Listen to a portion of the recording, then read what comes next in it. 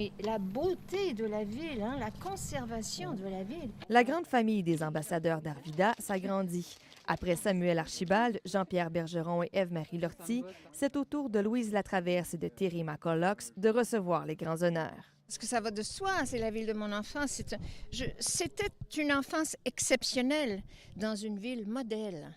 Quand on vieillit aussi, je pense qu'on veut retourner à nos sources. Ce sont les membres du Comité pour la reconnaissance patrimoniale d'Arvida qui ont eu l'idée de créer ce club select.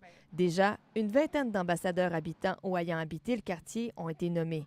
L'objectif est d'en réunir 50. Des ambassadeurs qu'on reconnaît, c'est de la valeur ajoutée à tous les gens qui mettent l'épaule à la roue.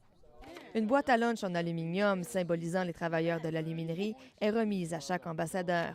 Elle contient des articles leur permettant de faire la promotion d'Arvida dans le but de le faire reconnaître à l'UNESCO. C'est de parler d'Arvida, qu'est-ce qu'on est en train de faire présentement au niveau de la conservation du patrimoine du secteur. L'actrice Louise Latraverse a grandi dans le quartier Sainte-Thérèse. Son père était cadre chez Alcan et responsable de l'urbanisme. Elle est ravie de voir comment son quartier a résisté à l'essor commercial des villes actuelles. Si ça peut être un exemple pour prendre soin de nos centres-villes, prendre soin de nos belles villes. Très impliqué dans le milieu communautaire, Terry McCulloch habite maintenant la région de l'Estrie.